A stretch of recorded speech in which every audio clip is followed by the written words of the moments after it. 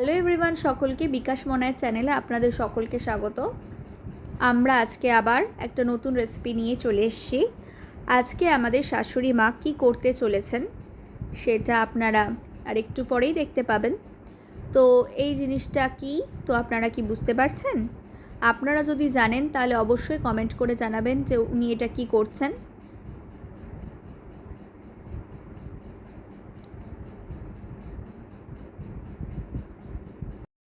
আপনাদের সকলের সাসপেন্সটা আমি ভেঙেই দিচ্ছি।